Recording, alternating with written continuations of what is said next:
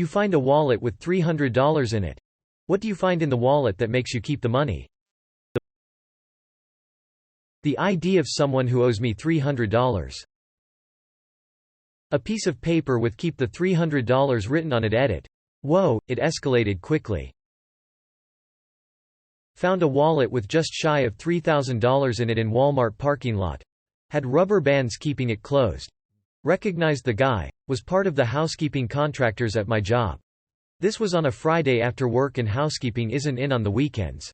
I was off that next Monday but went up there to take it to him. He doesn't speak any English but he started crying when I handed it to him.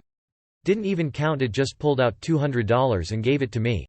I've gotten 24 steaming hot fresh tamales at least twice a month for the last 3 years now. Edit the goods. My cards and ID making me realize it's my wallet that I've dropped. I once found a wallet with approximately $2,000 when I was a teenager. The money was inside a hidden compartment. I handed over it to the police. Turns out some elderly person got his apartment broken into, and the thief stole his wallet but didn't find the $2,000 so threw it out on the curb. Police called me 1 hour after and told me the son wanted to meet me and thank me. He handed me a $50 that I accepted. It might not seem much, but I was really proud of myself and there's so much gratification in seeing someone really happy. This was done as a science experiment. The researchers assumed that putting money in the wallet would make people less likely to return it, because the payoff would be bigger. A poll of 279 top-performing academic economists agreed. But researchers saw the opposite. People were more likely to return a wallet when it contained a higher amount of money, Cohn says. At first we almost couldn't believe it and told him to triple the amount of money in the wallet. In countries such as Switzerland, Norway, the Netherlands, Denmark and Sweden, between 70 and 85% of the wallets were returned to their owners. The Swiss are the most honest when it comes to returning wallets containing a key but no money.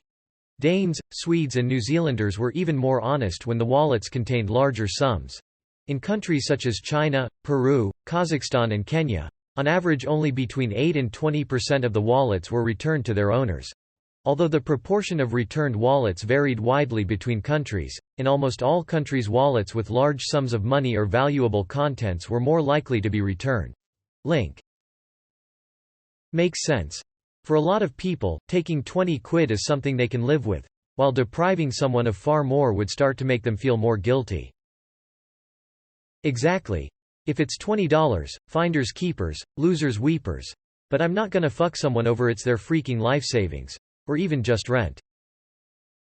If I found a large amount of cash I am going to assume it is for something illegal that I want no part of and I'm putting it back exactly how I found it and walking away. I learned that from the documentary No Country for Old Men.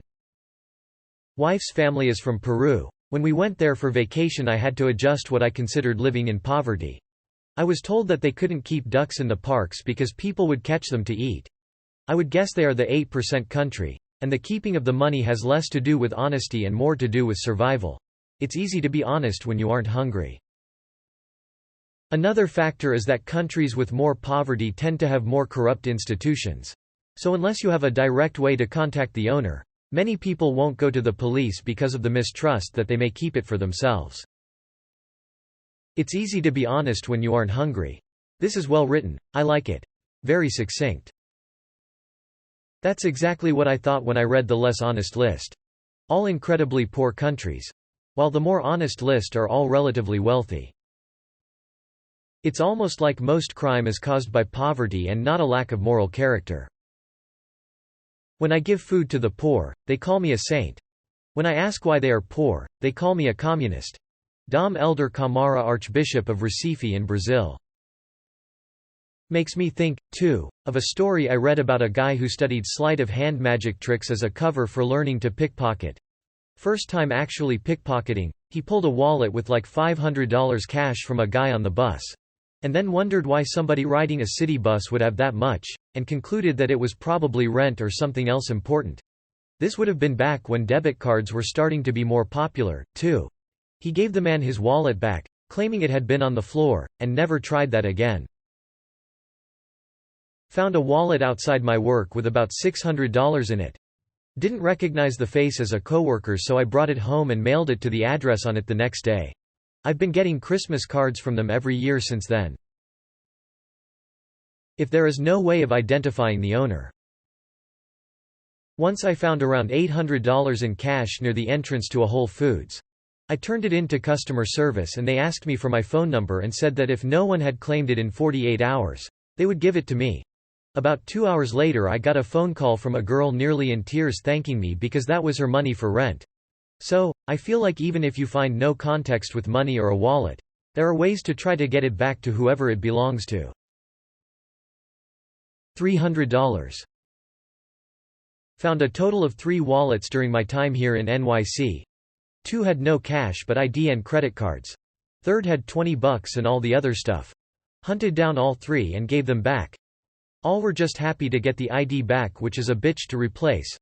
Lost mine after all this and had the same done for me. Karma is not always a bitch. Lol. One of those fake bills that are actually little pamphlets with Bible verses on them.